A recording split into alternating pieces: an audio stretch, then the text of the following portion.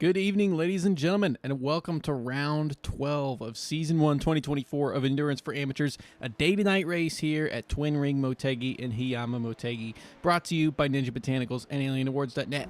Tonight is a 90-minute race with GTD and GTP class cars. Last week was a tight, late race battle in the GTPs between Nick Paletti and Paul Skip, with Paletti taking the lead of the race on the penultimate lap right before Skip needed to pit for more fuel on a late white flag. The gaps remain small in GTP, with Paul Skip still leading, but only 3 points ahead of Nick Terrell and 6 points ahead of Nick Paletti. GTDA featured Ken Huber's toughest challenge in his current win string yet, with newcomer Darren Rutherford challenging Huber on the opening stint, but Huber pulled away late to make it 11 straight victories. Rutherford and Matthew Wyckoff both podiumed on their E4A debuts. Huber's total rises to a jaw-dropping 508 points, while Tyler Langenberg in second pulled a bit more advantage on second-place contenders Travis Rowe and Josh Doty. GTDB was an overall podium and third win of the season for Nathan Westland, now matching the ever-consistent James Foreman's total. Foreman and Jack Lucas rounded out the podium with their 9th and 5th podiums respectively. Foreman's lead continues to grow to 50 points over new second-place runner Jack Lucas. Jesse Coffey slips 1 point behind Lucas, and Westland 5 points back from him. This is an exciting race, one that will evolve throughout the time as we're going to get into the nighttime, believe it or not. We do have accelerated race time here, so right now, sure is light out there, but it's going to become nighttime. This is a fully lit track, so will be no issues with these drivers seeing, but it just adds a little bit more uneasiness maybe to the track, but at least they'll have some experience under their belts by that point. So we're getting these hot laps started now in what is a very difficult track as far as really nailing down and having a really good car to pick. It's got some tight hairpins. It's got some fast sweepers. It's got lots of elevation changes, a surprising amount of elevation changes given the type of track it is and the fact that it's located sort of within of an oval track. The oval track, you'll see in some of these shots, goes over it, and that's what they go under the bridges from. But right now, a lot of sectors on this track, so look for a lot of purples, but the purples may not mean as much to the total time given that there's 6 sectors that these drivers will have to complete here. Paul Skip had the fastest time in practice for the GTPs. There was a lot of trading blows. I believe Jay Smart held that title for a little bit during practice. And then in the GTDs, of course, Ken Huber with the fastest time. I think he had a second over anybody else. We'll see if anybody's able to come close to him here in this qualifying session. Skip coming down to probably one of the most popular passing opportunities on this track into turn 11. It's downhill, which will make it really easy to go too far. You don't get that assistance, the braking actually going against the gravity. So you got to get that move done, but through that last sector, not a lot of battling that's going to be able to be done. Paul Skip, let's see what time he puts in. Ken Huber's putting a lot of purples in as well. And Skip's time of a 1:39.0 sets the benchmark for the rest of these drivers. Move over to Ken Huber, who's coming across the line soon. He's making his way through 12 and 13. And that is the pit entrance there. Really easy to go off track and have a dangerous pit entry. 40-second penalty, I believe, you earn from going off-road in that pit entry. So hopefully drivers have practiced it. Very easy to overlook that. Ken Huber takes the lead there in GTD with a 151.7.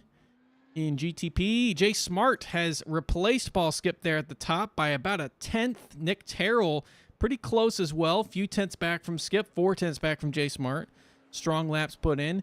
Andrew Hicks right now coming across to do his lap. He's got a purple sector there in Sector 3. Let's see what this overall time looks like. Maybe not a lead. Oh, there we go. 4th. Up into 4th. So top running B-class driver right now is Andrew Hicks. So we get the overall gaps here. 9 tenths back from Ken Huber. Again, really no drivers able to be within a second of Ken Huber in practice. So few drivers able to do it so far on that first lap. Paul Skip looks like he's maybe improving here on this second attempt. It is a decently long lap, nearly 2 minutes for the GTDs. GTPs are quite a bit quicker here. A lot of corners where they can gain a lot of time on that slower class traffic. It's a plenty wide track, so they should be able to make their way through the traffic decently well unless they get caught up in some of these sections here, like at the very end of the lap. Travis Rowe qualifying with his first attempt there in 5th. Can Paul Skip retake first place? He's got 3 purples out of 6 sectors on this lap, and he does, but not by a whole lot. About the same gap that J Smart had on him before, about a 10.5. J Smart has some purples there in the first sector, so Smart with an advantage early on in the lap. Paul Skip seems to be the strongest later on. It's something we'll have to keep in mind if they're battling really close here later in this race, because there's passing opportunities all across this track. Should be no difficulty for drivers to make their way around traffic if they really do have the pace. J Smart does have the pace. A little bit less again, only 0.08 of a gap now. Ken Huber continues to pull a gap out in front with Sheldon Rosenbaum, a very strong second place qualifying performance there. It's just 0.6 back from Ken Huber's improved time that he just put in. Jeff McDonald's got a number of green sectors that he put in on that lap. See where that places him. Looks like not. Maybe lap didn't count. There was a lot of green sections. I don't know if maybe that already went up onto the board. Currently in 11th, but some time to move up the field some more. Travis Bell looks like he is on a big improvement of a lap here so far. Came from 10th. Is he going to move up a spot? He is going to move up 3 spots, up to 7th. 1.6 back. Pretty close in that midfield there. I mean, if you excuse Ken Huber's ludicrous performance out front, a lot of these guys are really close to each other right now. Nicholas Paletti, strong lap going so far. He seems to do well in the early lap, just like J Smart. Paul Skip, maybe not going to be improving on the time he puts across here. It might be his last opportunity to take that pole position. Only 1 purple, a lot of yellows there. Yes, not an improvement. A 38.8. Really not that far off, but not enough. Nicholas Paletti, a couple greens, a purple. What can he do with this lap here? Nick Terrell also seems to maybe be improving on his lap, given how that, unless that second sector was really far off pace. Let's see, Paul Boyle, an improvement, jumping over Nick Terrell into 4th. Nicholas Paletti, can he jump ahead of Skip here? He cannot, a 139.3. If we look further back to Nick Terrell's time, what's he able to do? He's about to cross the line. Finish line's right there, a little bit past halfway down that straight. Not the longest straight on the track by any means. And he does. He gets 1 spot, retakes that spot ahead of Paul Boyle. But one of really 5 straights, if you want to count them all. I mean, there's a lot of places to get some good draft, allow for the GTPs to make their way by. So should be a relatively clean race, but plenty racy. It's a wonder you can fight side by side throughout the entire lap. And I've seen it before in the past. Jesse Coffey, great qualifying effort so far here, late putting himself on top of the B class again. I just mentioned in the run-up to this qualifying session that he had slipped behind Jack Lucas in the overall standings. Not only do we not have Jack Lucas here today to contend for that second place spot, but a really strong qualifying showing for Jesse Coffey so far, who provisionally looks like he is going to be the pole sitter for today. A lot of yellow sectors down there. I'm not sure anybody's improving. Paul Boyle's trying to make an improvement. Just got his spot stolen from Nick Terrell. He needs to get that spot back with 3 sectors in the yellow. I'm not sure it's going to be able to be done, but not that far off the pace. Interesting to watch as we follow this race. We have 5 drivers in that GTP class, all within a second right now. And John Kelly and Keith Roycroft are no pushovers either. Definitely can find the pace late. That is the end of the qualifying session for Keith Roycroft there. Mostly yellow sectors that we're seeing at the bottom. See if Paletti, his time, don't think it was an improvement. J Smart puts in a time. It's not an improvement. Not that far off, only about a 10th off.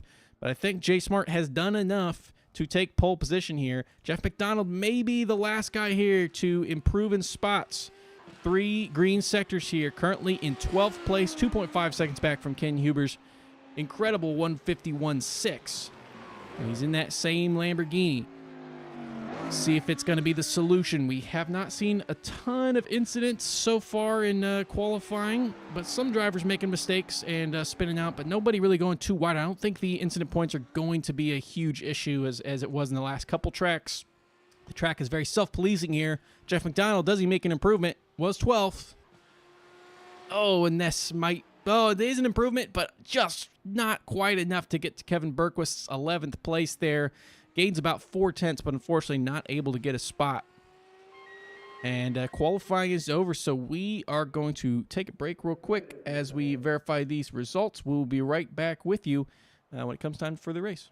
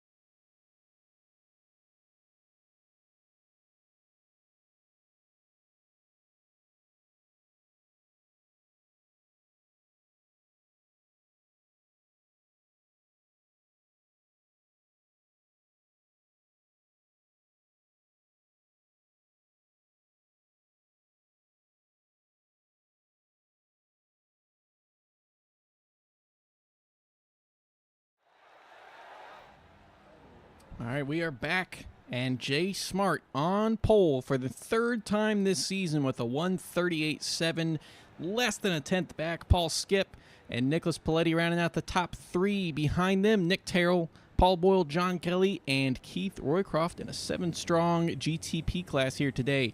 Ken Huber with pole number 8 on the season. Sheldon Rosenbaum just behind.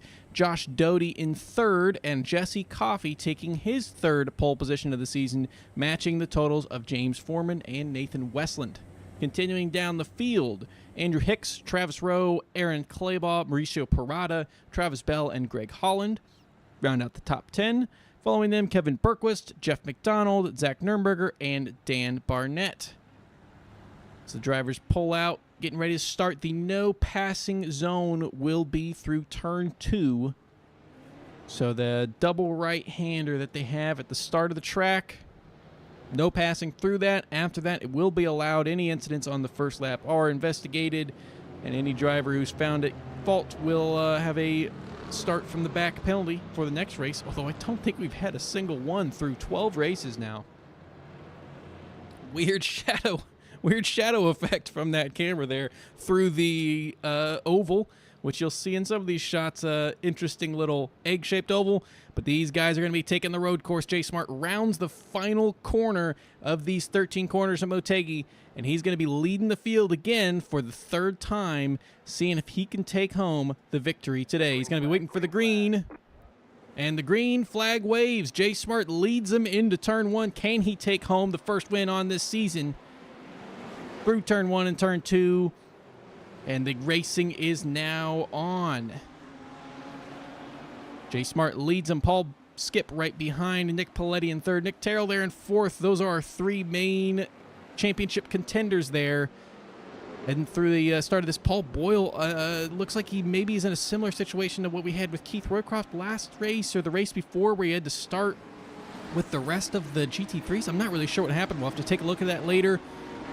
But as we continue through the start of this race, not a lot of fighting happening at the start, at the front, but Mauricio Parada and Aaron Claybaugh losing a couple positions here. He just lost that spot to Mauricio Parada, now losing a spot to Travis Bell. Multiple spots lost here at the start. Looks like no contact involved, maybe just a bad exit. Let's take a look at how this happened here. This is Parada making the... Oh, and Aaron Claybaugh saving a near spin there. So he just started to have that oversteer, got it stopped. Race on. He's going to try to gain these positions back, but tough time to lose it early. And Paul Boyle looking like he had maybe some sort of incident. Let's check the replay here real quick. Right at the very start. Ooh, let's take a look at that again.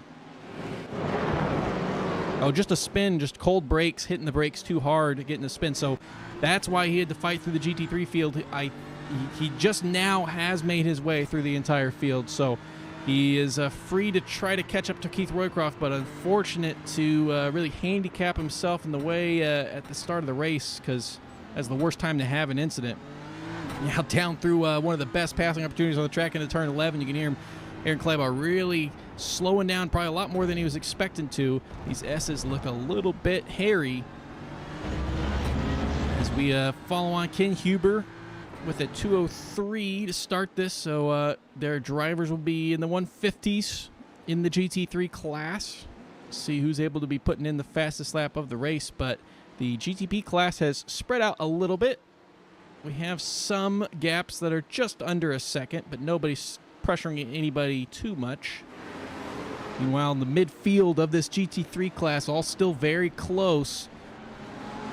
Mauricio Parada just now falling back from Travis Rowe, Travis Bell behind him. Travis Rowe trying to gain the position on Andrew Hicks. So Andrew Hicks leading this crew right now, as Jesse Coffey has a little bit more of a comfortable gap in front. Rowe through Claybaugh, 6th through 9th, all A-class drivers. So Jesse Coffey and Andrew Hicks right now set to gain a lot of points on that B-class field if this is about what it ends up looking like. Greg Holland may have just had an incident. We see him, we pick him up right there. He did get restarted. See if we can tell exactly what happened to him here. battling close. Oh, it looks like he got a little bit into that grass. Kevin Berquist, very nice job to avoid that incident. Jeff McDonald aware as well. Everybody keeping it very clean. Everybody's still in this race. So nice avoidance by them. Paul Skip with the fastest lap of the race for the GTPs. So 4/10 gained on Jay Smart on that lap. See if he's able to be making a move early on or not. Remember, we saw Jay Smart's strength in the lap showing early in the lap, with Paul Skip seeming to be stronger in the latter sections of this racetrack. So the best pass, in general, it seems the best pass opportunity to be turn 11, although you can pass in a lot of different spots on this track. Does that favor Paul Skip if he has that run? Interesting to see Travis Rowe thinking about something into turn 1. Nothing to be sent at this point, but he does seem to make Andrew Hicks go a little bit out wide. Does he have another run here now down into turn 3? Turn 3 is a double left-hander, or 3 and 4, double left-hander, and he does make the move, sends it down the inside. Can he get it slowed down enough? He does. He gives room on the outside, but Andrew Hicks is not able to keep up with him on the outside there, is able to fully take the position. I think Andrew Hicks hungry to try to challenge now, back for it into turn 5, but trying to do it around the outside here without the nose ahead is going to be very difficult. Rowe just keeping it on the track. He does so. Through these S's, it seems like they might be a little too fast to battle. It is absolutely not true. Side-by-side is possible through this section, but Andrew Hicks is a little bit worried now behind from Mauricio Parada, who had the gap before, but this battling with Travis Rowe slowed him down and fed him back into that crowd. So Rowe's going to be hoping to maybe step away if some battling ensues behind him, but right now, Andrew Hicks keen on trying to get that position back. Paul Skip 1/100th faster than Jay Smart on that lap. Basically a wash, however.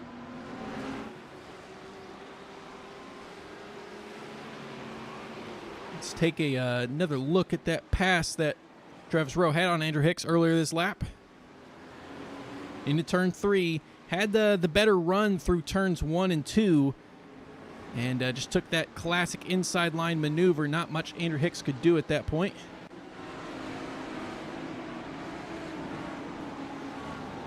Look at this group of 5 cars, all close. Ken Huber continuing to pull away out front, putting in a 151.6, all 0.8 faster than Sheldon Rosenbaum behind. So not even really a bad lap for Sheldon Rosenbaum, given the pace of the rest of the field. Just Ken Huber on another planet right now. Crossing our fingers for the field that they're going to be able to figure out some magic here on this track and try to catch up. But right now, early, Ken Huber looking strong out front despite the 1.5 second gap. And this battle is including some more cars. Aaron Claybaugh now falling back, well, not really falling back, but getting held back to Jeff McDonald right behind, as well as Kevin Berquist and Zach Nurnberger all around that 1 second mark. Any of these spots to be gotten. Oh, and Andrew Hicks. Andrew Hicks going out a little bit wide here. Looks like he maybe had a bad exit. And Mauricio Parada made the attack, so Hicks has lost 2 spots here in 2 laps. Does he go a little bit wide here and lose also to Travis Bell? Looks like he's just ahead, but Bell has a lot of pace behind him right now. Hicks needs to not lose too much momentum. Bell nearly getting tapped in the rear by Claybaugh. No incidents so far. Take a look at that move that Parada made real quick. Underneath the bridge, and just had the better line down the inside. It is still possible to fight around the outside, but you got to have some overspeed to be able to contend, but he was already losing out on that position, so wise to just file back in and not lose more than he did, because if he hadn't, he definitely could have lost that position to Travis Bell there, but able to keep it as for now. GTPs up front. Paul Skip is not really letting Jay Smart get away. It's still close between them. Right now, about 0.8, so about a second. So not much to threaten Jay Smart, I think, at this point, but it's certainly a thing to note that Paul Skip's not falling away. The straights do help. These GTPs get a lot more draft effect than the GT3s do. And like I said, with 5 straights, a lot of opportunities to get some draft and try to keep up And we know that during practice and qualifying, they both were really sharing lap times that were very similar. So does he have the pace to catch up in this race? Right now, it looks like about even again. 138.8 fastest lap of the race for J Smart, 139.1 for Paul Skip, just a few tenths back, but he would be wanting to continue that advance that he was making. On board Jeff McDonald here, trying to catch up to Aaron Claybaugh. Saw Claybaugh lose a couple spots at the start of this race, and with the little bit of almost oversteer that he had, and he has not been able to grab those couple spots back since that point. Trying to. He's certainly close enough. He's only a second and a half off those two spots, but actually getting around is proving to be difficult right now. It is a racy track, but I think with these drivers, they're not trying to risk too much early on, and they are getting a little bit spread out in the couple of sections where you can't do too much battling, especially the final sector of this track, which they're coming into now. Again, turn 11 is a last-ditch passing opportunity before you get into that tight section that goes back under the bridge. And there's really no battling after this point, because through this section, there's really only one line you can take. You can see there as you have to straight line that little chicane of turns 13, 14, if you want to call it. Technically classified as just turn 13. But not a lot that you can do to try to get somebody off their line or make the pass. But through the rest of this track, certainly possible. We've seen some drivers challenge each other into turn one to take a couple different lines. Nobody with any big incidents so far. So we do have the entire field still running here today in both classes.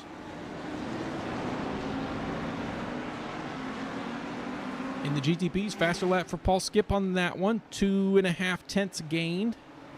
That's his fastest lap of the race as well, with a 39 flat. So he drops it down to 7 tenths. We take a look at what that gap looks like.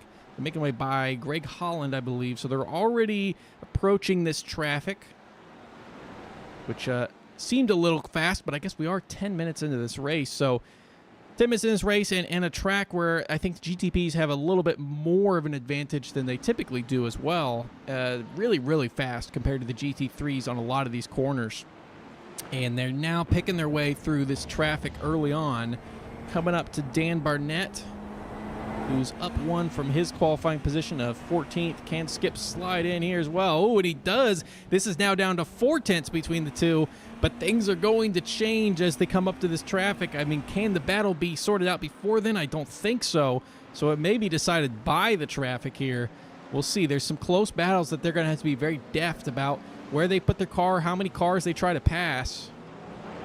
Interesting to see what happens here. Skip with the draft down the back straight. You can see he caught up about a tenth of a second on that straight. Lost a little bit in the braking zone as he had to be a little bit more cautious than Jay Smart. But they are now coming up to the back of this huge group, starting with Zach Nurnberger.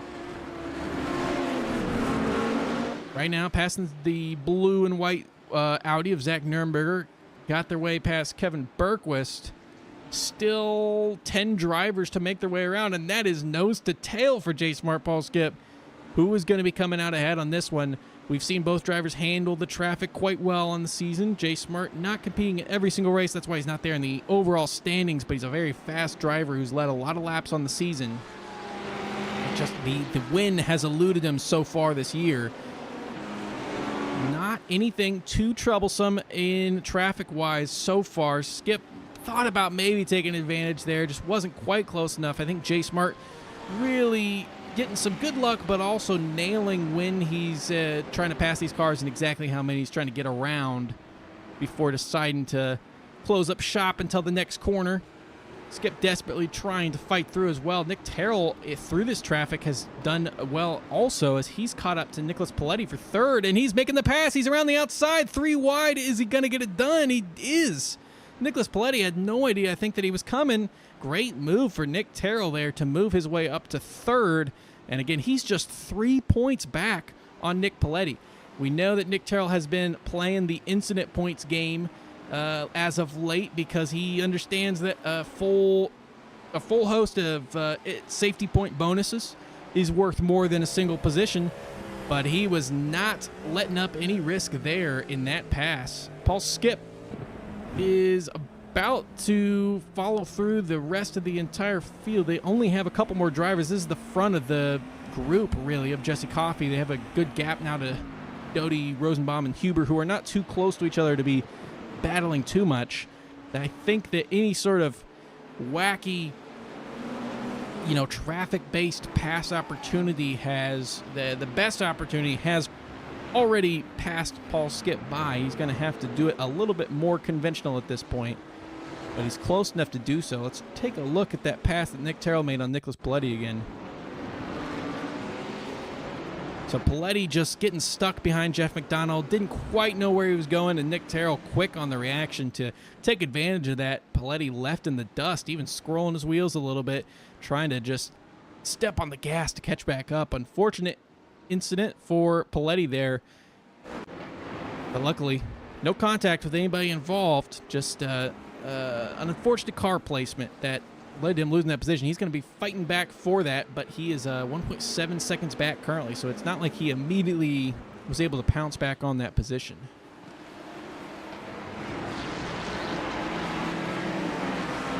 Not a lot of positions changed in the GT3 field over the last few laps, even with the traffic coming through.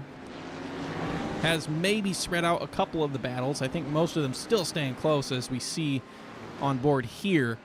Aaron Claybaugh currently in the middle of a battle that's is closer up front with Bell, Hicks, Parada.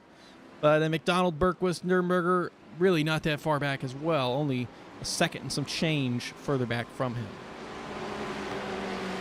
John Kelly, as we saw, took a pit stop there in the GTPs. Could still be on strategy. They do take usually a pit stop and a splash and dash depending on the track. I would imagine this is one where they have to do that. So I don't know if he had any damage. We didn't see any incident that he was involved in. But he's the only driver to come into the pits, and he came into the pits, came right back out. So I have to think that it was a strategy decision for him. But I guess we'll see come at the end of this race. 15 minutes in. Jay Smart leading the GTP class. Ken Huber leading the GTD class. His advantage is about 3.5 seconds currently, which is enough to, I think, feel a little bit comfortable. Ken Huber's looking to make his 12th win on the season, and we need to check the records. I believe already that he has the record for most wins in a row. We've obviously seen some very dominant overall seasons from Dennis Diaz and Terry Kiger Jr. in the past, but I don't think that either of them were able to mount such an impressive feat as 11 straight victories. We do know that they've both been able to win every race of a season after accounting for drop weeks, which Ken Huber obviously can still do, which would be ultra impressive given the length of this season, a very long season compared to the usual ones. Again, we're on round 12, and we still have 8 rounds to go after this. Oh, there's a spin back there as I look away from the screen. Andrew Hicks with an incident that's left him out on the side of the track. No damage. Let's see what happened to him here. As I'm sure you guys all saw on screen there, Andrew Hicks coming up to the corner, looking pretty standard. I think that's where we saw Aaron Claybaugh nearly lose it on lap 1, and Andrew Hicks does lose it, but able to stay out of the way of everybody in a pretty lazy little spin. One that, again, we saw early on in this season frequently from the Audis. We saw slow speed oversteer spins, and it's what drove a lot of the drivers away from using it. We went a few weeks without seeing any Audis being used at all. We have a couple drivers using it today. Josh Doty is using it well up there in the 3rd overall spot, but after that incident from Andrew Hicks, the rest of the drivers are currently in the bottom 5 of Kevin Berquist, Zach Nürnberger, Andrew Hicks. Is the Audi maybe the wrong choice? Hard to tell. Meanwhile, in the GTPs, we do have a bit of a variety of picks. We don't have anyone using the BMW in this race here today, but we do have the Porsche represented by Smart, Skip, and Paletti, the Cadillac from Terrell and Roycroft, and then Paul Boyle running the Acura. John Kelly also in the Porsche. So 4 Porsches that we've got, 2 Cadillacs and 1 Acura. No BMWs shown out here today. Probably the least used GTP car that we've seen outside of Dennis Diaz using it on occasion, but we haven't often seen it used in from most of the drivers. Porsche and the Cadillac are definitely the two favorites here in this league. Paul Boyle just got around Keith Roycroft as well. Keith Roycroft looking like he went off track, so that's what that smoke is from. Roycroft and that ally rejoining the track. Let's see what happened. I think it looks like the same corner that we saw. Well, it's hard to tell from that replay there. That might have been the same corner. Yeah, I think it is the exact same one that we saw with Aaron Claybaugh struggling. And then we also saw the Andrew Hicks losing a good number of positions there early.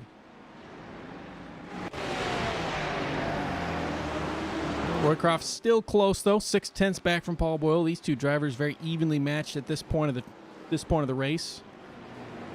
Roycroft lost about 10 seconds in that incident, but again, we were seeing another incident, not helping the race, but at least not causing any damage. Not sure two cars have even touched each other yet today, which is great to see. And some great races have been run here in Super Formula, Super GT. It's a very popular racetrack. Really big one that can bring really big crowds. I mean, I think probably one of the best races I've ever seen in my entire life was a Super GT race here. You have the chance to watch it the season prior, 2022's season finale here at Motegi for Super GT was absolutely mind-blowing, and I recommend looking that up. Super Formula, some great races here as well with some nasty accidents that we haven't seen today, luckily. All the drivers well behaved. Mauricio Parada getting around Travis Rowe. Rowe goes really wide. The gap was not that close. I think Rowe must have made a mistake there for that move to happen, but Parada's going to sail forward into 5th and start driving away. Let's see what happened to Rowe. Just maybe missing his braking point. Like I said, the downhill of the nature of some of these braking points, that was not as downhill as later on in the circuit in turn 11. Let's try to get a better look at what happened in that incident.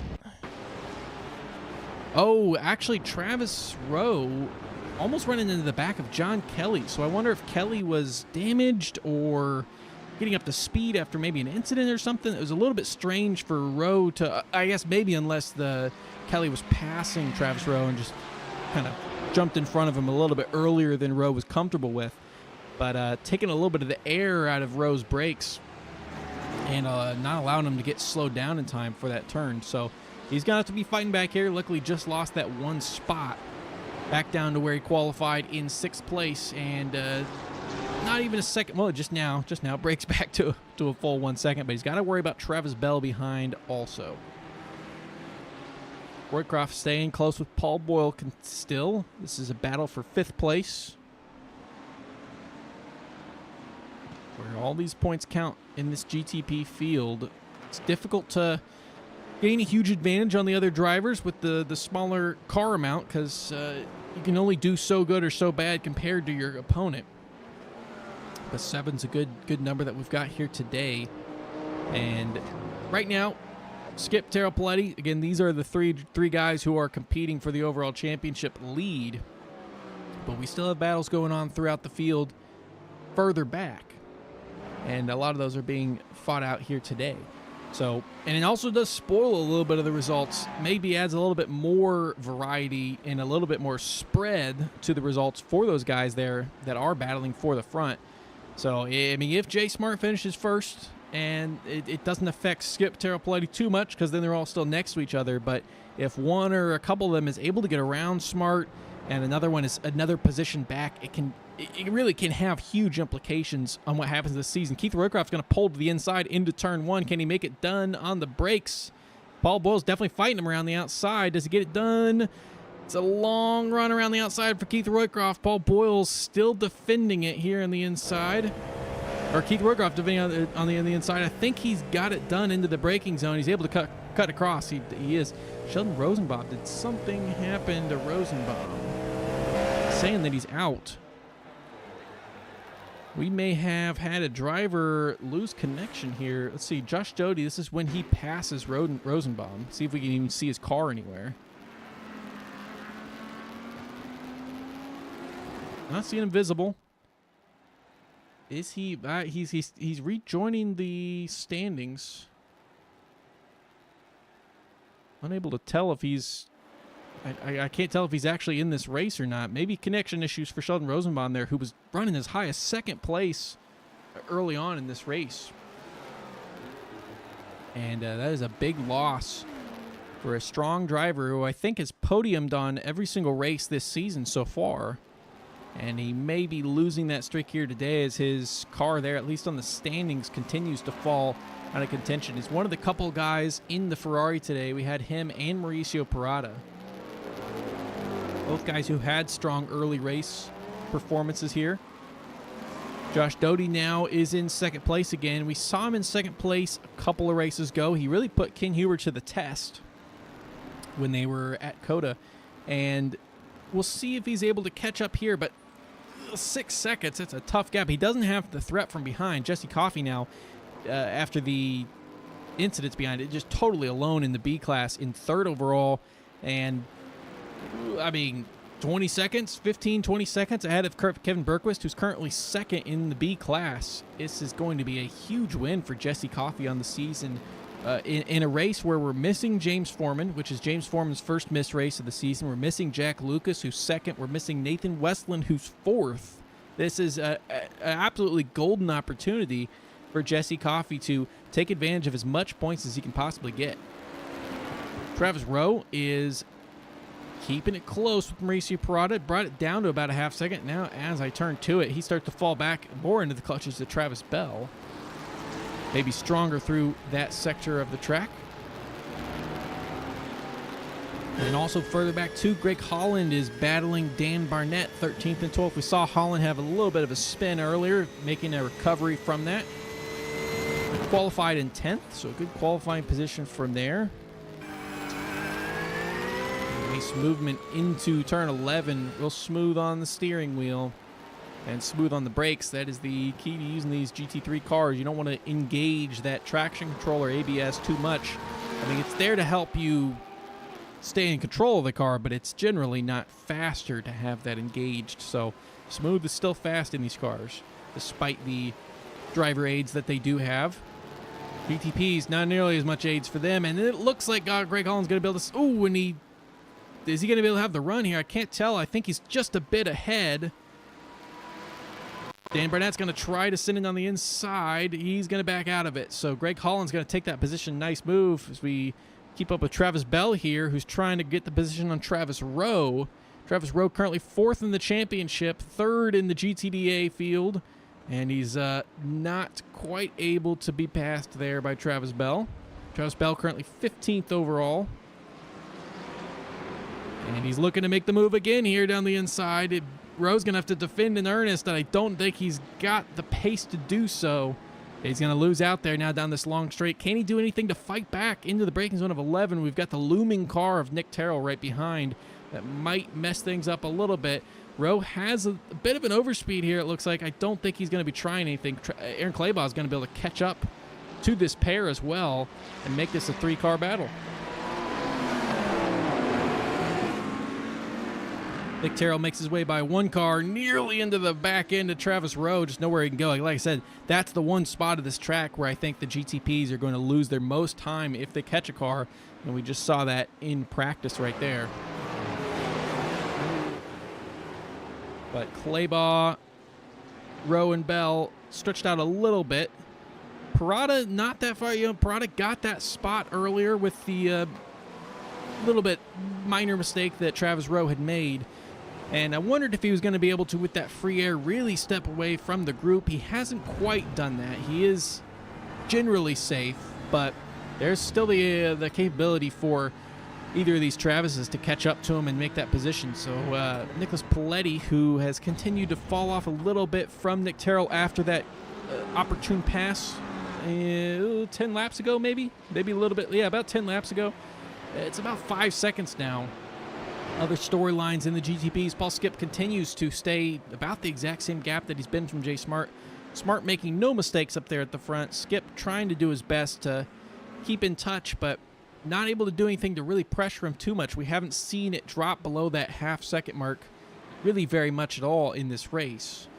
and you gotta be at least into that half-second mark to really be putting a lot of stress on the driver behind, or at least for a driver of Jay Smart's caliber. I think you've got to be that close to start making him see ghosts and think that you're going to be sending the move or whatever. With the current gap, 7/10 back, 8/10 back, he knows you're there, but I think that he's got strong enough nerves to not react to that unless you're close enough to really make a move happen, which currently Paul Skip's not. The traffic not helping him there, unfortunately, with that timing.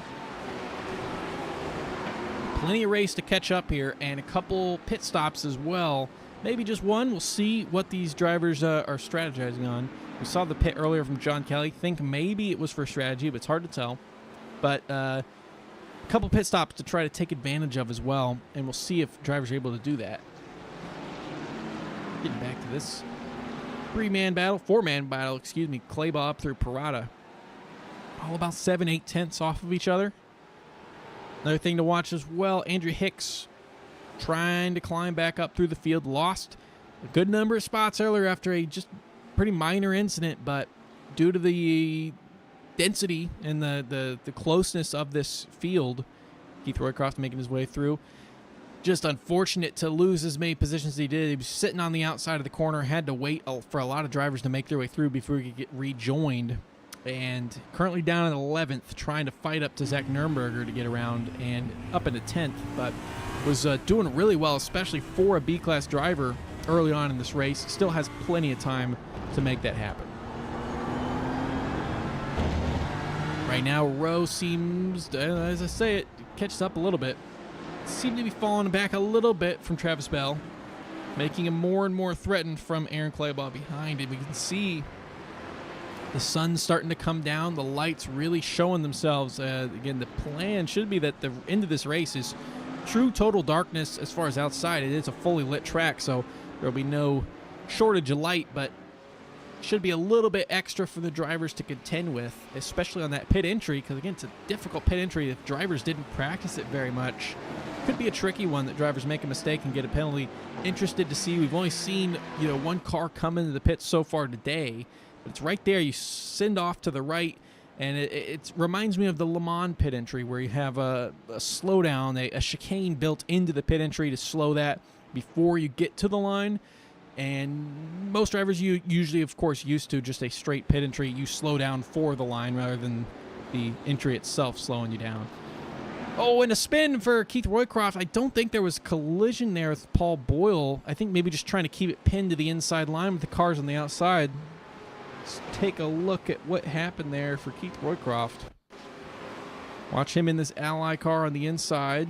He's going to be trying to make a pass. Does he get tapped from behind? I think he might. Let's see if we can get that from another perspective.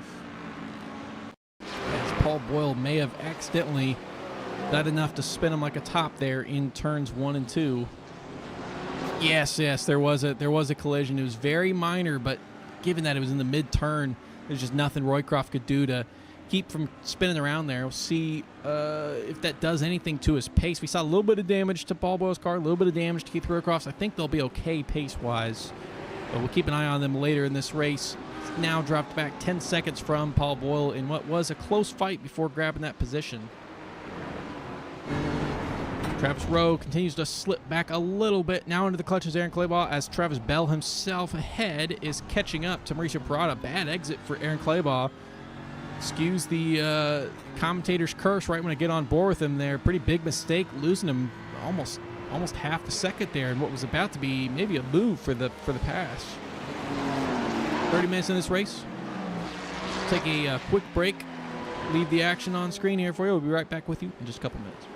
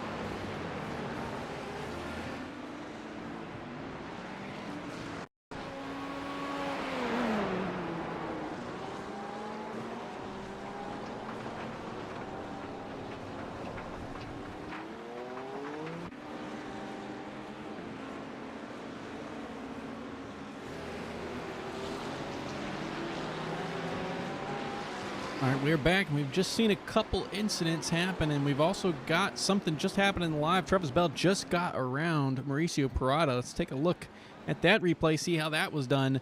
Parada trying some defense, and Travis Bell retaking the racing line. Nothing Parada could do, just so much overspeed for Bell into that braking zone of 11. Nicely done to make that move.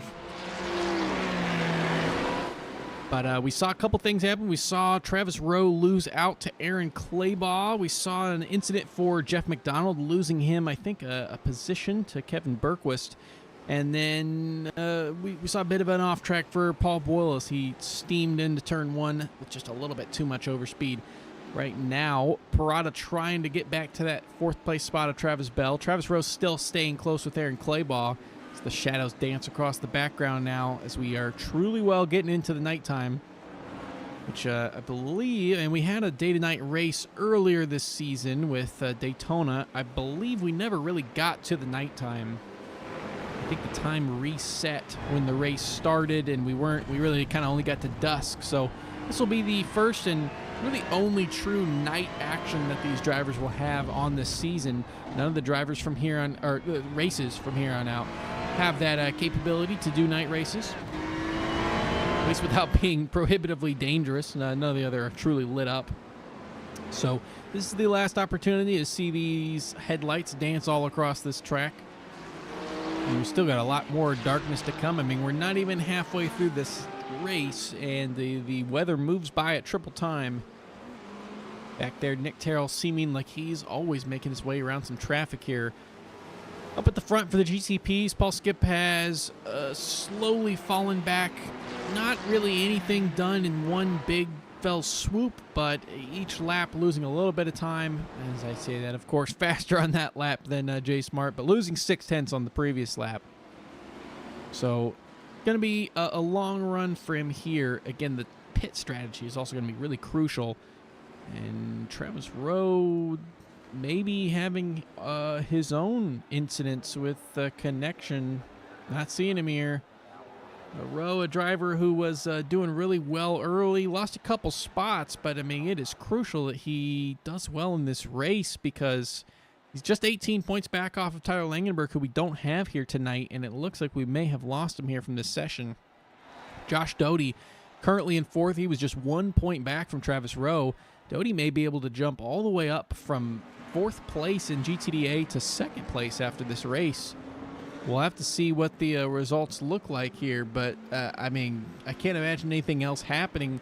The other competitors, Travis Rowe now potentially being out of this race, Tyler Langenberg not even being here.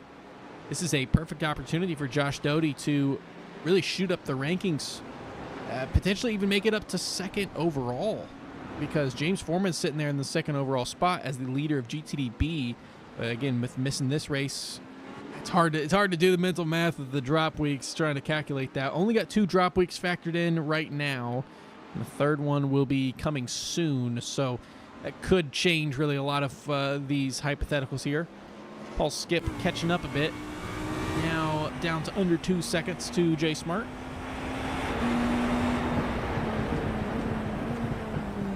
See, there are actually 3 laps in a row that Jay Smart has been slower than Skip, so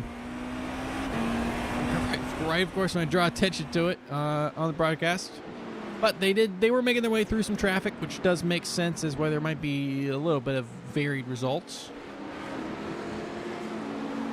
But that does look like a consistent gain that Smart has lost to Skip through this last little bit.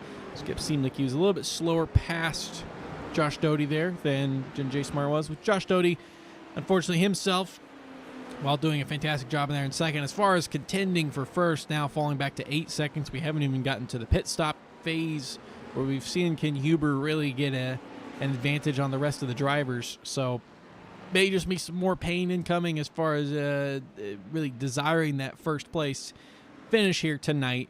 But I don't think that he'll be too upset with the 2nd place finish. Josh Doty, who currently on the season has 4 podiums, looking to get his 5th and get a leg up on Eric Bellata. Eric Bellata has 4 podiums on this season, but Doty would be able to clear that and be the 2nd most podiums for that GTDA class.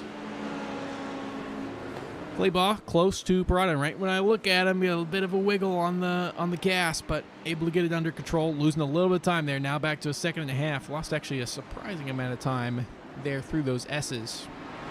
Jay Smart is into the pit lane. 43 minutes in makes me think that they will be able to stretch it to the end, especially considering that Paul Skip's making another go around. See if this one lap, I assume Paul Skip's going to pit one lap later. We'll see if that one lap is able to make much of a difference in the gap between them. Smart here getting some tires, getting some fuel. Nick Terrell's going to stay out as well. Paletti's staying out. So looking like maybe a one-stop race for these guys, which does not spell well for John Kelly's pit stop that he made earlier. You're not sure if that was necessary due to some damage that he had. But if it was for strategy, it looks like it may not be the correct strategy here today. We've seen some GTPs in the season go for a two-stop strategy when a one can work, and it just never, the two-stop, even though that second stop is very short, it's never been better than only having to come in one time. So we're very close to the halfway point here. I imagine Jay Smart has calculated the fuel and able to make it to the end, despite this next bit being just a little bit longer. But he is a bit of a struggle here, as he's going to have to fight off Paul Boyle here. And Keith Rookcroft's maybe, he's got something. He's not on the track there. That is not the racing surface. I don't know where he is. Nearly into that wall. Oh, coming into the pits. So a mistake coming into the pits for Keith Rookcroft. Exactly what I thought might happen with some of these guys, especially in the dark. Yeah, just didn't see that he needed to turn. It is harder than it seems. I assure you. See if we can see it from his point of view here. You don't see that right-hand turn. If you don't know it's coming, you didn't practice it, it's very easy to not realize that that's what you need to do. So Roycroft may himself have a penalty to serve here in this pit stop as a unfortunate double dosage of pain. But Paul Skip's in here for a stop, as well as we can see Keith Roycroft there, which Keith Roycroft, if he would have had a penalty, I think it would be assessed to him on this stop. I don't think he'd have to come back around again. Jay Smart currently just ahead of Paul Boyle. He's heading down the long straight into turn 11. Tires done for Skip. Now just finishing up the fuel. Where is this going to put him in relation? Roycroft's coming out. I don't think he did end up earning that penalty. Good for him. That would be a whole lot worse for his race. And Smart coming around the final corner. Paul Skip just gets going. This is going to be really close between these two. He's getting accelerated. That is Jay Smart right there. Oh, who's going to be coming ahead? I think that Smart's going to be all right with his hotter tires. Yeah, I think Skip maybe did get an advantage through that cycle, but not enough to take the spot. Jay Smart remains in our net first place, while Nicholas Paletti stays out. He's still out there, 40 seconds ahead, so we'll see him pit at the end of this lap. Able to stretch it the longest of the GTPs, so props to him on that fuel conservation that he's had, and maybe that was part of strategy against Nick Terrell after losing the spot earlier. So we did see him losing some gaps, so maybe he'll have some extra pace here at the end of this race. Paul Boyle also actually has not come into the pits either, so we see him battling these guys for position right now. He still needs to come in. I'm sure he'll come in at the end of this lap. The Skip is just 2/10 back from Smart. Smart has the hotter tires, but I think the Skip's already back up to temperature. Paul Boyle's actually getting a little bit racy there with these two. Not on the same strategy. Net behind these guys. Paletti into the pits, so we'll see if Paul Boyle has to do so as well.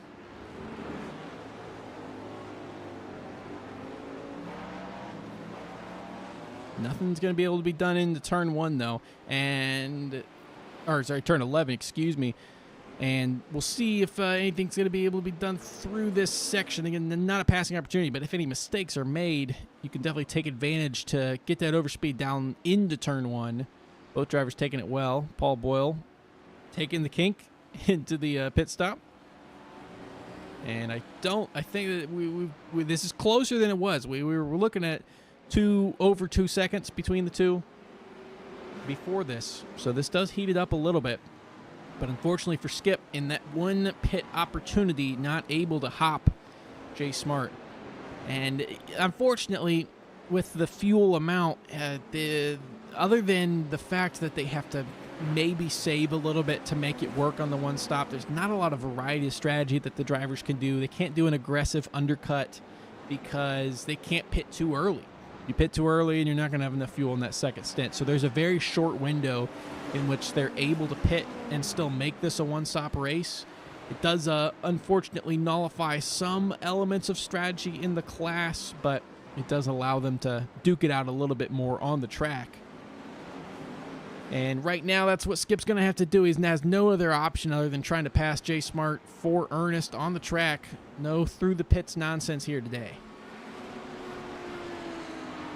Kevin Bergquist catching up to Aaron Claybaugh here. Bergquist on a good charge here today. He's up 4 spots, as well as McDonald and Nürnberger behind him. Travis Bell up at the front. He's up 5 spots. We've seen him climb through that midfield all race long. He's done quite well for himself tonight as well. Josh Doty coming into the pit lane. We are well past the halfway mark at this point, and the GT3s were always a one-stop. The strategy is a little bit more, it's possible to be more varied for the GT3s. We typically see them just run it till it's dry. Some drivers like to pit early to get that undercut advantage, depending on maybe when the traffic's coming up. But Doty's going to be the first to pit, other than Andrew Hicks, who's currently in 12th.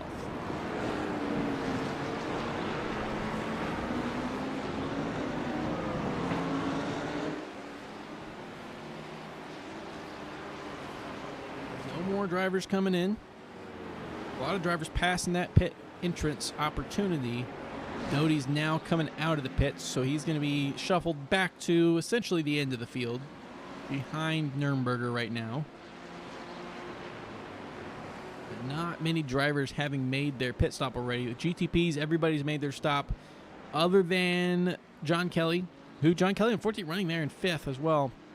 I think Kelly's going to have to make another stop again. I actually do think, though, that gap to Paul Boyle, 36 seconds, he may actually be safe even with splash and dash. I think he'll be all right. So he'll be able to hold that 5th place position if that's where he stays. But while he's currently duking it out with Nick Terrell, he's going to have to lose that position as he pit quite a long ways ago. Let's see, what was his pit lap? Pit lap 8.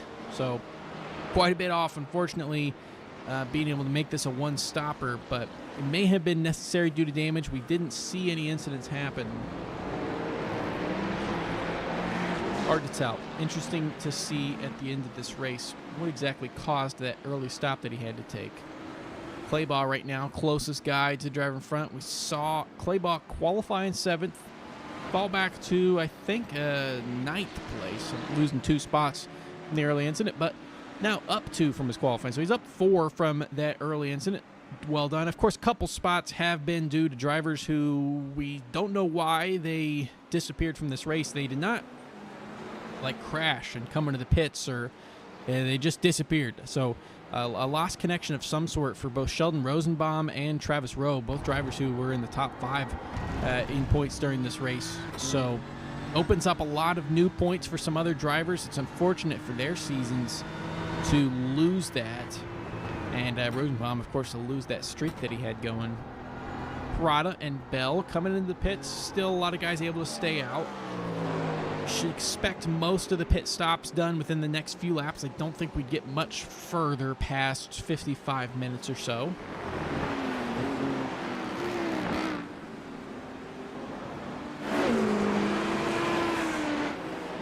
Skip about a second back from J Smart currently. Just really hoping to see some on-track battling happen. This track really is capable of multiple side-by-side battles throughout an entire lap and then some, multiple laps of battling.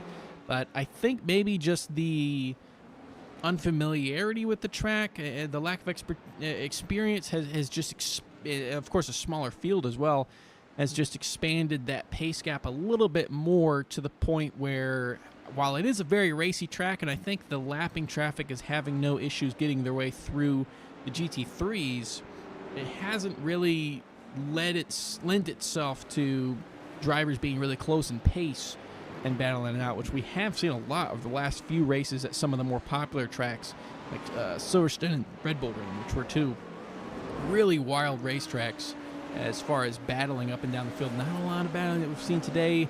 On-track passes have been a little bit scarce, unfortunately. Ken Huber is going to be coming in for his pit stop at 53 minutes. Jesse Coffey coming in behind him. See what the rest of the drivers elect to do. Clayboss coming in as well. So yeah, I think most drivers are going to be running out of fuel here. Maybe one or two guys able to stretch it out another lap, but so far nobody electing to do so. Everybody on a very similar strategy that we've got here. Huber's already out of the pits and well into first place. Absolutely no issue behind. He seemed to gain a lot of time there. Let's see what that pit time was. 25.8 seconds. We've seen him gain maybe 2 seconds, 3 seconds before. 5 seconds. 5 seconds less of fuel claimed than Josh Doty there. I mean, Doty was already, unfortunately, a little bit out of it as far as the battle, but now 11 seconds back to second place. I just don't even know how it's possible to get 5 seconds of fuel. Travis Bell reclaiming up to fourth as he made his way through some pitted traffic. Seeing if any of these positions changed from what they were before. Since most drivers pit on the same lap, I think everybody's about the same. We definitely have a bit of a variation there. Of course, does look like Doty was on the longer end of fuel stops. Not quite as long as Jesse Coffey in third, who was 32 seconds, but we did have Claybaugh and Bergquist both in the 27s, so that makes Ken Huber's 25, even more impressive. But it does temper it a little bit, as it was the typical 2 seconds or so better than the rest of the field. Still don't know the secret. I know that people have looked into it. Not in a suspicious way, but just trying to figure out what he's doing. I mean, he's already fast. There's nothing they can do about that. But what's he doing with the fuel, too? How is he so fast and also saving fuel better than anybody, not just any of the fast guys, but anybody in the entire field? And unfortunately, I think it still remains a mystery. I think the best evidence I've gotten so far is somebody saying that he was doing something weird with the throttle. That's all. They couldn't replicate it. They didn't know how to use it to their benefit, but was doing something weird.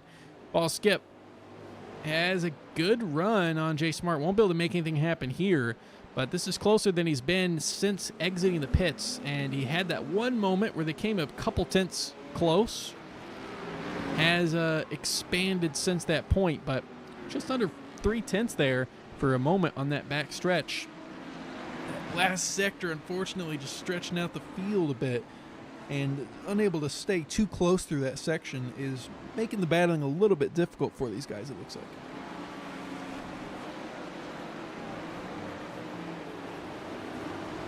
Taken away by Jesse Coffey and Skip Keen to get by at the same time, but with the worst line that he had to take is now back to a second. Every time that he closes in a little bit, they come up on some traffic, and he doesn't even really get held up so much as he just doesn't get to take as nice of a line as Jay Smart does. So Smart able to time the traffic well here. He does have a little bit more control on what happens as the lead driver here. And because, the drivers, the GT3 drivers they're coming up on, they're not looking at Skip's car. They're not looking for that. They're just looking to see what Smart does and if Smart decides to make the move or not. But interesting to see that in their pit stops, exactly the same down to the 10th, 42.9 for both of them. Pletty a hair faster, but 22 seconds back, so not going to be solving his race here today with that. And then, John Kelly's stop was 15 seconds, so that did look either considering that that's not the pit lane time and that's the pit stop time, that does very much seem like that was a stop for strategy. And unfortunately, I think it's gonna, he's gonna stay in 5th, but he's not gonna be able to challenge for that 4th place spot after he comes in again. So we saw 42 laps being the furthest. All right, sorry, not 42 laps, 42 seconds. We saw 28 laps, the longest a driver was able to go. So we should expect John Kelly in as soon as next lap, considering he pit on lap 8. So John Kelly, the next lap or the lap after, I think is going to have to make a stop for the end of this race. Jeff McDonald catching up to Mauricio Parada. Parada's lost a few spots here over these last 20 minutes. Did qualify in 8th, so we'll be back to his qualifying position. But, of course, you have to keep in mind the couple incidents that we've had, couple drivers who have disappeared from this race, as well as Andrew Hicks with that untimely spin that took him really unfortunately out of contention. He's still in the race, 10th, 5 seconds back from Zach Nurnberger, but it seems like he just struggled to not be affected by that loss of momentum. Right now, Parada slipping back a few positions here. Jeff McDonald is trying to make another spot up. He's up 4 already on the race. Could get up to 5 here. And Zach Nurnberger not too far behind. John Kelly gets into the pits for his full-service pit stop here. Wonder if he knew he was going to be able to stretch the fuel or not. Some of these tracks, the GTBs have had to do that splash. I think that we've seen more as they've become accustomed to driving it. We've seen more of a majority being able to do it on a single stop. Even some of the faster tracks, we saw one stops at Red Bull Ring. That was a really tight one. That's a very high throttle track, and it was with a really late white flag. Most drivers were suited to do a one stop, but just barely. And with the late white flag, it really gave Paletti, who had already claimed the lead, but it gave him a very safe gap behind from Paul Skip, who just wasn't quite able to make that extra lap happen. Didn't lose a position, at least for Skip, finishing second still, but wasn't able to continue to contend for that first place spot that he held for a lot of that race. And Jay Smart has led essentially every lap so far tonight. Paletti was on a bit of a different fuel strategy, so I think Paletti led one lap, and Paul Skip led one lap since Jay Smart came in a little bit earlier, but it's been a very strong showing for Jay Smart, again, trying to get his first win on the season. He has 3 pole positions. He's got 2 podiums, and he also has a couple fastest laps to his name at Fuji and Red Bull Ring, with 55 laps led on the season. Before this race, he's obviously got a lot more to add here, another 30 plus, and maybe continuing. But so far on the season, we have seen the Porsche be the winning car in 10 of 11 races, and it certainly looks like it's going to be 12. We get Jeff McDonald here. Is he going to make the move in Parada? Parada's been struggling to defend. He cuts across. He's just got enough gap to be able to do that. And McDonald retooling for another move here. It really looks like it's inevitable at this point. He is trying every side. I think at one of these points, Parada's going to take too narrow of a line. He's not going to be able to get a good runoff. But so far, very strong defense for Parada. But can he keep it up? And how patient will McDonald be? Now they're going to be heading into turn 11. Don't think a great exit for McDonald as far as being able to make a move into here, keeping up with them, but this would be a bold move, a little bit of a defensive shade for Parada, just letting McDonald know he does not want him to pass there. And he's going to send it here. That's not a, I think he had to back out of that one. He thought, I would have thought about going for it too there. I mean, you saw the window open up, but that racing line just closes in so quickly. Smart to back out of it, but it does maybe get Parada a little bit unseated, a little bit unnerved in front of him. Turn 1 has been a popular passing opportunity, but not close enough after having to back out there through the final sector. See if anything's able to be happening here. He's getting closed out on the edge of the track. He's given the room. He just has enough room. He got ahead just by nose for 1 millisecond. Gives the spot back. Parada's doing a really good job at defending while defending clean. It's bringing Zach Nurnberger a little bit closer to this pair. But when will McDonald be able to make a really stuck move on Mauricio Parada here? He's keeping it in the track limits. He's doing his job so far. But he does need to take a little bit of a risk at some point here. It looks like he's trying to do that during the S's. Still also backing out of that one. He sees the openings. And really who sees the openings is Nurnberger back there. Now who's about to eclipse the 1 second mark. It's getting very close. He does. He's less than a second to this pair. Was over 2 seconds before this battle started. Got to keep our eyes on this. If McDonald's able to make the move, he's testing Parada, but not trying anything too risky at this point. Still half an hour to go in this race. But a move could be made at any point in this racetrack. That's one of the greatest parts of it. He really wants the inside. Parada really does not want to give him that. Down to defend. He just can't get it done on the brakes yet. Ooh, and does he have a better run? It looked like a bit of a weaker run for Parada. It's still going to stay ahead. What a wonderful show of defense by Parada. He's got the McDonald on the inside there through the final sector. That's not a passing opportunity, but I think McDonald, and I don't think he's going to be able to get it done. Oh, and we just saw that there. Hard to say from the cockpit of Jeff McDonald there. I don't know if he was drifting over at all.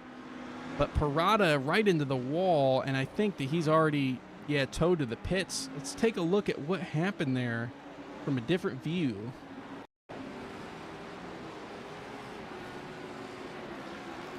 It's hard to tell. To me, it doesn't look like McDonald moves over into him. I think Parada just trying to get defensive. Maybe didn't realize he didn't have the clearance at that point. Let's see if we can just get a couple different looks at it. Yeah, that pretty clearly was Parada moving over in that instance. Unfortunate for him there. Was a really strong showing of defense up to that point. And losing that rear wing, damage to the suspension. I just think that he didn't think he was going to be able to make it back around. We'll see if he re-enters this race or not. But an unfortunate accident to end Mauricio Parada's night there. Zach Nurnberger is going to try to take advantage of a bit of a spook for Jeff McDonald there. Get live here, excuse me. 8:10's back. With 25 minutes remaining, we're going to take a few minute break. Keep the action on screen with you here, and be right back with you in a few minutes.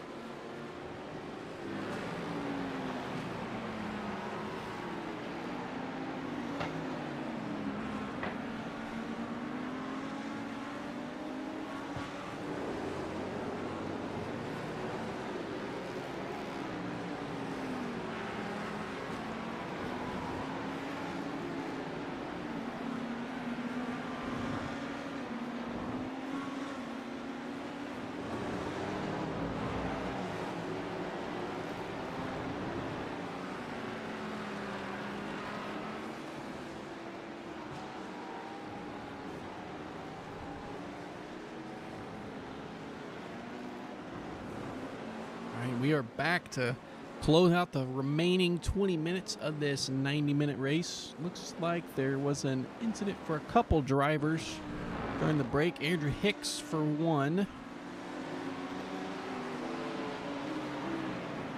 See what happens to him here. He has very similar incident. Again, spinning to the inside very slowly like we've seen the Audi do. Unfortunate as a bit of a replay incident for him. No positions lost in that case. Paul Boyle also having an off-track excursion here. Just a little bit too fast through the exit of that corner. Ooh, and does collect that wall quite hard. See if that damages enough to be affected. I don't think it's affecting the suspension for him. But we'll see if he needs to pit for any damage coming up soon. I don't think that he does. Did seem relatively gentle. Paul Skip 2 seconds back from Jay Smart. Jay Smart currently on track to be getting that first win on the season.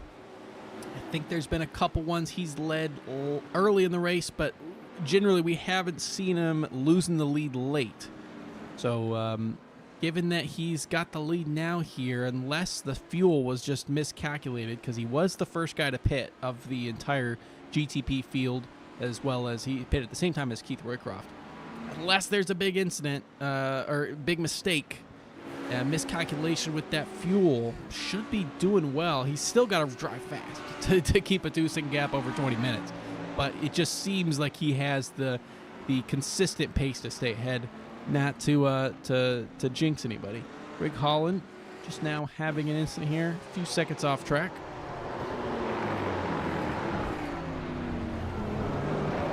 That is reminding me of the old Porsche, the old Porsche design for a whole season, basically unusable. A couple races had to even outlaw it because it was too dangerous. And Zach Nurnberger is, he just got around Jeff McDonald there. McDonald off track. I didn't even notice this here.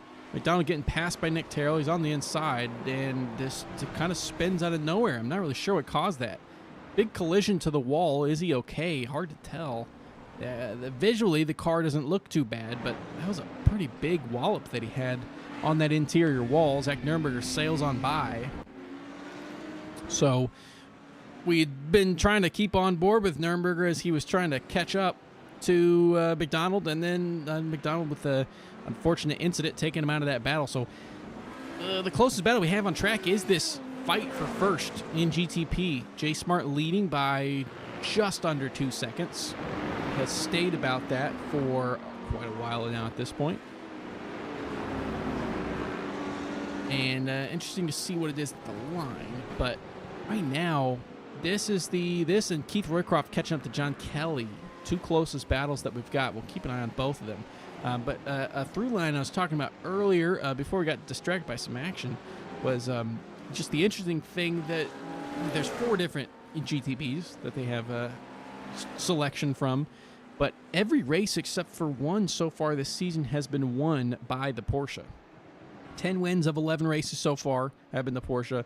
There's almost no chance it's not a Porsche here today. Bill Skip actually catching up here.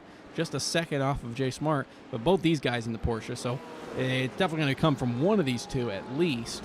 And then I think the only Cadillac victory that we saw in the season, I believe, was Nick Terrell's win that he had at Indy.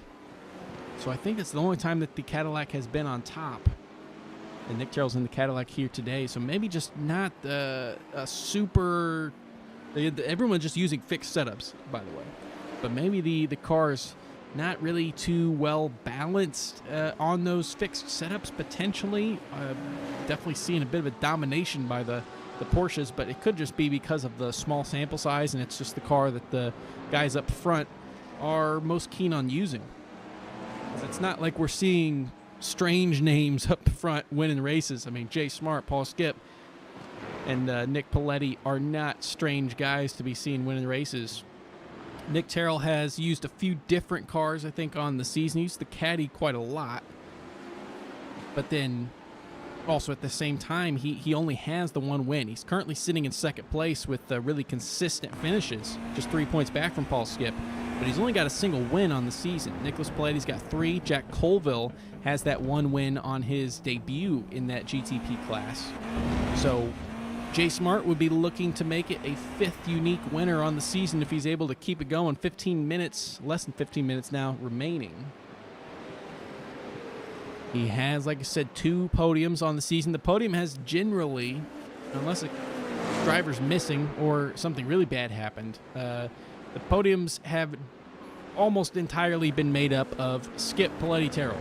Those 3 drivers have 9, 9, and 8 podiums respectively. So Smart sometimes not having the space to get on the podium, but here today, showing everyone who's boss here at Motegi, a little bit more of a niche track, and he has had one of the most consistent outings so far this season, and tops it off right now too. He's currently got the fastest lap. I really don't foresee any driver in the GTP class topping it at this point. On these tires and in these conditions, they're a whole 2 seconds, second and a half more off their fastest lap pace. Nicholas Paletti must be listening into the stream as he crosses the line. Most of the drivers were well off pace. Nicholas Paletti, fastest lap of the race, literally right as I say it there, with a 1:38.85. That's 200ths better than Jay Smart's fastest lap on the race. So Paletti not doing a whole lot outside of just trying to stay ahead of Nick Terrell behind. Again, very curious to know what the incident point situation looks like. But way to show up the commentator there for Nicholas Paletti. Very strong lap. And doing it in the dark's a little bit harder as well. I've imagined the temperatures, let's take a look at what those are, very friendly, at 28 degrees Celsius on track. So a nice cool track, but hard to not run across traffic for any given lap at this point. That's part of the reason it's hard to get a fast lap later on in the race. These GT3s have been spread out so much. They're just kind of all over the track. And to not get slowed down too much, you just got to get a little bit lucky. Roycroft, almost there he is, breaks into that 1 second range of John Kelly. This is fighting for 6th position.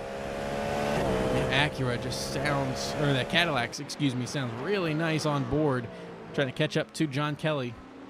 He's already brought it down to almost half a second. He's got a lot more pace in him. John Kelly has had to pit twice. Keith Roycroft's had a few off tracks that have taken him out of contention for some higher up spots, but he's had some pace here. His fastest lap, a 1:39.4, and he gets around. Ooh, and Kelly, I think, is just avoiding an incident there.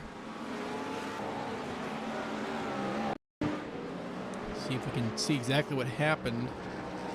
Yeah, Kelly just trying not to oversteer, which we've seen not just in the GTP class, but in GTD class as well. We've seen drivers up and down the field struggling with that exit there, just eager to get on the gas to send it down into turn 5, but lucky to get it situated to not collide between the two. But I think Roycroft, with that pace that he's been putting in, I think he's going to start to step away from Kelly here and finish in 6th. Other than that, most of the gaps large. Skip now has fallen back, as I've been talking, to 3 seconds. Don't know if traffic came into play or not. I mean, they just made their way through a large section, maybe the largest section on the track, I think, without a GT3. So I'm not sure what exactly spurred the loss, but Skip now looking at Jay Smart way down the track in a fast lap of the race by Jay Smart. I do not know what I'm talking about with these drivers being able to put in fastest laps. Jay Smart reclaims that fastest lap achievement with a 1:38.57. Paletti's was a 1:38.85. And Jay Smart, very fast driver. Like I said, only's got the 2 fastest fast laps on the season. Paul Boyle just towed to the pits. We know he had some damage. Let's see if we can. This just happened. Same corner that we saw Kelly have an incident, and that looked exactly the same as the incident we saw Paul Boyle have there to get some damage. So I think maybe out of some frustration towing it to the pits there. Well, I mean, he's going to lose this. He was up in 5th place. Now he's losing back to 7th. That's a good news for Keith Roycroft and John Kelly, who are both going to be gifted a position. And wait, Keith Roycroft's behind John Kelly. What? A lot of things to keep track of during the replays. Keith Roycroft going out a little bit wide, totally losing control of the car. John Kelly's going to slide on by. And Roycroft is struggling to get it back going again. Does he have the time to catch back up? The gap is 7 seconds over 10 minutes. It's hard to tell based on that pace that he was having. It's possible, but it's going to be difficult. Travis Bell, his fastest lap of the race so far, as he's trying to close in on Jesse Coffey. Coffey has been relatively unchallenged in this race. Highest placed GTDB driver, although the gap to the next place B driver as far as positions, while it was greater before with some lost A-class drivers such as Rowe, Rosenbaum, and Parada, it has shrunk a little bit. Now Kevin Bergquist up to 6th overall, 2 A-class drivers between the two. Still be happy about that result. But so far on the season, Zach Nuremberger will be right now. Oh, and Zach Nuremberger just got looking away. Kevin Bergquist went off track. Every time I look away, something happens. Bergquist spun there. Well, let's see. Let's get this first incident so we know. I have to imagine it's the same corner that we've been seeing everybody have some problems. Into turn 4, and the car, the Audi specifically, just rotating on him out of nowhere. Not a rare sight that we've seen. Tried to get it going again, but Nuremberger able to move his way on by. So Nuremberger move up and into 2nd for GT3B, 6th overall. But he will be looking at, and he goes, right as I get on board with him, he goes out wide. Luckily, Kevin Burke was not too close behind to pounce on him, but really bad understeer there in that corner. Are the tires starting to give out on some of these guys? But the podiums for Zach Nuremberger there, he's got 3 on the season. This would be his 4th. Kevin Bergquist would also be looking for his 4th, and Jesse Coffey would be moving on to his 5th podium and his 2nd win. That's 6 unique winners in the GTDB championship. Obviously, James Foreman has 3. Nathan Westland also has 3 himself. Kevin Bergquist has a couple. Baheel has 1 from the start of the season before he was promoted. And Jesse Coffey and Jack Lucas each have 1. So Jack Lucas, the 2nd place runner right now in the overall standings, but not being here today, definitely going to lose him back a couple spots. I think Jesse Coffey may be able to reclaim that 2nd place spot. Well, yes, he's only 1 point back, so he will most certainly reclaim that 2nd place spot. And again, another interesting thing is Josh Doty here, who, while he's not able to challenge Ken Huber for the victory, he is, I think right now, based on, unless the drop weeks really mess with it, I think that he's going to be able to move into 2nd overall and 2nd for the class. With Travis Rowe out of this race, Langenberg not in it, and James Foreman not in it. Now, Foreman doesn't have a missed race yet, so he will be able to use this as a good drop week, but Tyler Langenberg, he's already got 2 missed races. This will really hurt him as we currently only have 2 drop weeks factored in. And Travis Rowe himself has 1 missed race, and while this is unfortunately a DNF for him, luckily due to the number of entrants, it's not going to be as bad as it could have been. Paul Skip up at the front. Every time I think it's over for him. 1.5 seconds. It's doable with 6 minutes remaining. Keith Roycroft has closed down to 5, just under 5 seconds. I think it's not quite fast enough to be catching up to Kelly by the end of this race, but any sort of mistakes by Kelly could make that happen. Fastest lap of the race, or for his own race, for Paul Skip there, a personal best of a 38.93. 0.6 faster than Jay Smart on that lap. Obviously, if he kept that pace going, he's got it, but I think we might see Smart respond here, unless this really is all that Smart has here late. He did pit a little bit earlier, only a couple laps, 2 laps, or 1 lap earlier than Paul Skip. I don't think we'll be seeing that big of a difference in tire condition unless they're driving the cars significantly differently, but I think to be fast as these guys are, you have to be remarkably smooth. But Skip is bringing this down to sub 1 second, down to 0.8, 0.7. He looks like he's a little bit faster through the S's portion. Some aero wash maybe slowing him down there. Greg Holland having an incident further back in the GTD field. I think that, yeah, he's got going again. He's ahead of these guys just down this straightaway into turn 11. And 7/10 with just under 5 minutes to go. That's looking very doable for Paul Skip if he really has this kind of pace on Smart down to 4/10. It's getting very close to Smart actually having to worry in some of these corners for a late move. So we got to stay on board with these guys. This battle is the closest in the field, and it's also the most effectual position change that could happen as the lead of the overall race is being contended for. Jay Smart has led virtually every lap of this race on pole position very narrowly from Paul Skip. Even the practice times, they were very close to each other, although I think Paul Skip had the edge in practice times. But then here in this race, Smart has been able to command this race from the front outside of just pitting a little bit earlier and losing a couple lead laps. He has the fastest lap of the race. He's just a different pit strategy away from a possible Grand Chelem. Meanwhile, Paul Skip also trying to get a little bit of revenge, not on Jay Smart, but just from what he had happen in his last race. Led most of the laps at the Red Bull Ring and then got past 4th position before then also having to pit for fuel anyway. At the last possible moment, I think that he was going to be losing out to Paletti regardless, even if the white flag had waved a lap earlier. So he's trying to get some revenge on a disappointing last couple laps of Red Bull Ring. Let's see if he's able to make some heroics happen here on the last couple laps of this race. We've probably got 2-3 laps remaining. 4/10 is the gap right now into the braking zone. I don't think we'll be seeing any mistakes made by these guys. These are very mistake-free drivers that we've seen over the season. It's got to be done on track. Aaron Claybaugh around Travis Bell. Travis Bell went off track. Let's take a look at that replay real quick. Travis Bell maybe colliding with Nick Terrell there, or was it just getting a little bit off-put by him?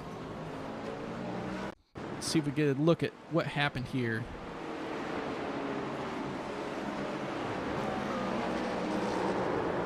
If there was a touch, it was very minor. And for Terrell's sake, he really has to hope that there wasn't a touch. Oh, and Smart goes wide. Smart goes wide. Not enough for Skip to take advantage. But I think they're going to be getting the white flag next time they come around here. But Nick Terrell obviously aiming to get maximum safety points in every race so far this season, knowing how valuable they are, may have just lost some, or lost the ability at least to get a 0x here in this race with whatever happened there with Travis Bell. Travis Bell losing back to Aaron Claybaugh, so Claybaugh has had a good, and the spot switched back. So we will wait to see what's going on with that as this battle is very close. Okay, let's see what Travis Bell did. Okay, Aaron Claybaugh giving him the spot back. That was very deliberate. It seemed like the gap went away very quickly. So the battle continues on. I think understanding that he didn't get that position due to merit. But right now, drivers coming down into turn 11 for the first 2 positions of GTP. Jay Smart has been absolutely ice cold out front, making absolutely no mistakes.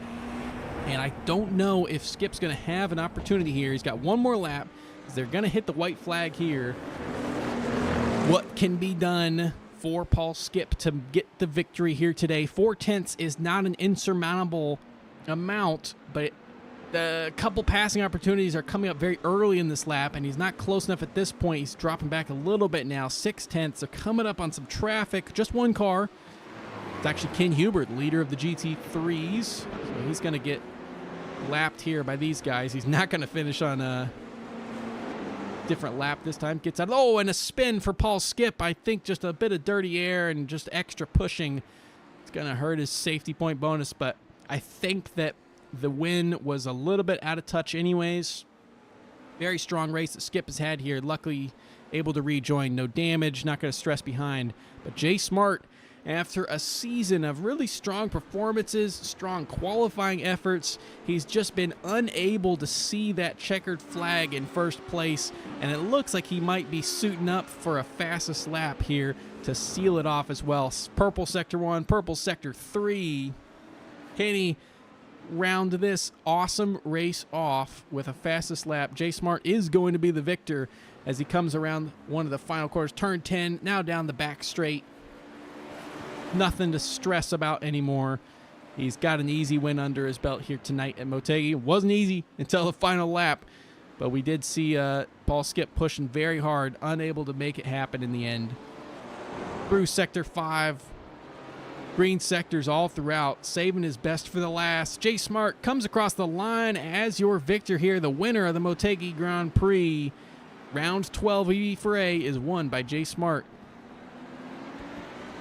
Fastest lap there of the 1:38.14. See if any drivers are also trying to set their fastest lap here late, but that may be a strong statement on a difficult win here at this night race. Paul Skip comes across second place. Nicholas Paletti is going to round out your podium once he comes around here. Ken Huber has crossed the line. He is the winner in GT3 for the 11th straight race in a row. Has only not won the first race, and he podiumed that race anyway. Josh Doty comes across in second, may move to second overall in the standings. Nicholas Paletti, third place finisher. Jesse Coffey coming down into turn 11, and he's going to be the B-class victor for today. 2 spots separate him from Zach Nurnberger and Kevin Bergquist.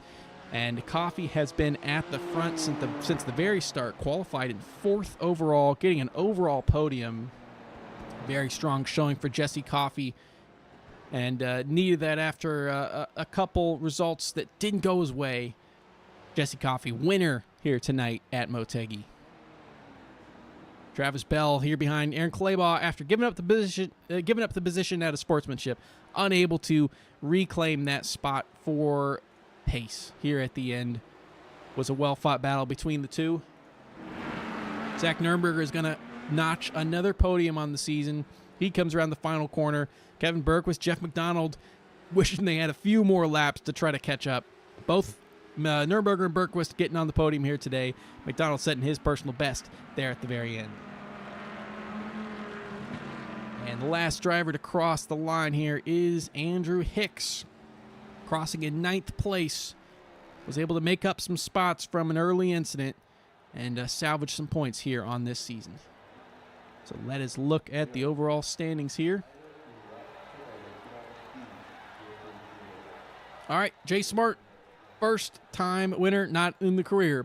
He's a former champion in O4A, so didn't need his first win here, but first win on the season for J Smart. 11 seconds ahead of Paul Skip, who is our championship leader. Will still continue to be the championship leader after tonight. Nicholas Paletti comes in 3rd with Nick Terrell in 4th. John Kelly in 5th. Keith Roycroft in 6th. And Paul Boyle in 7th. In the GTDs, Ken Huber with another victory. 11 straight. And already had a 120-point gap on the next closest driver. That is going to continue to increase, of course. Josh Doty, strong showing, another podium there in 2nd place. Jesse Coffey with another win in GTD B. Travis Bell, Aaron Claybaugh round out the top 5 overall. Zach Nurnberger and Kevin Bergquist on the podium in GTD B. Jeff McDonald, Andrew Hicks, and Greg Holland round out the top 10. Following them, Mauricio Parada, Dan Burnett, Travis Rowe, and Sheldon Rosenbaum.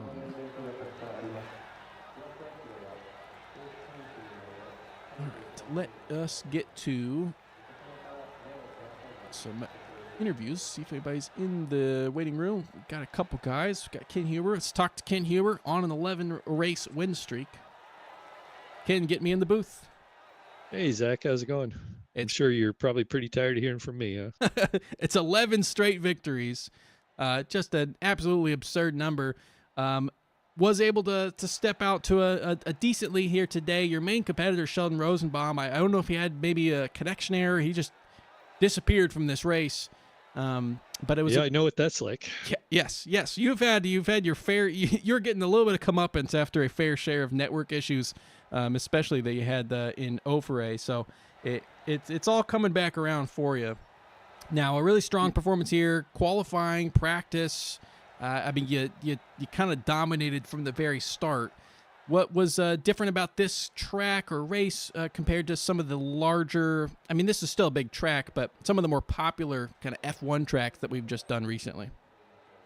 Oh no, it's a typical Japanese track where, in my opinion, if you get the tires hot, you kind of slow down, kind of like Fuji and Okayama, and where you get the final couple of turns there, you got to keep the tires cool. And in fact, I didn't do a very good job tonight. And it is one of those tracks where you got to be on your toes. And some of those double apex corners, you got to try to turn them into one corner. And I don't know, I did a little bit of practice because I'm usually not that good here, so I'm kind of surprised myself.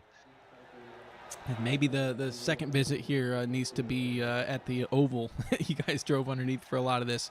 Now, this was a day to night race. It is like fully lit up, but it was the first night race that you guys had, because we had planned for that, I think, at Daytona, but then with the weather resetting, it didn't end up getting nighttime. Did that really affect how you drove, or was it pretty well lit enough out there to not really affect your driving? Yeah, actually, I was kind of surprised. I thought it would be different, but night really was no different than day. But the transition during sunset, there was a couple laps there where the sun was in your face, and that was difficult.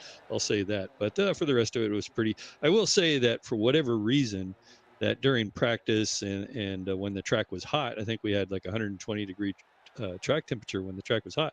I was faster, and then we come in there and the track cools down to 80, 85 degrees, and I'm like off a second. So I thought there was something wrong with the car, but it looks like everybody had those struggles. So next week is a very difficult racetrack. We got Imola coming up. Obviously, we've done a few F1 tracks recently. Those have been very big, wide tracks. This is a very old school, tight circuit, lots of difficult chicanes. Do you foresee same kind of performance here? It's not, I wouldn't really say it's very similar to this track at all, actually. So Zach, I don't know what's going on. I usually don't perform this well. So I think, my hat's off to Joshua tonight and Jesse Coffey, who got third, but Imola is is a tough track for me. The chicanes, I don't know if I can keep it together. I'll have a decent race, but there's a lot of fast guys here, and I've, getting those 11 straight wins, it hasn't been easy for me, but it's an accomplishment that I surely appreciate, but any week one of these guys can reach out and grab it. Joshua especially, he's been tight on me all night. Had some struggles tonight, but he's been close all season. Well, we look forward to seeing if you can keep this win streak going here tonight. Fantastic race here, and you have a good night there, Ken. Yeah, you too, Zach.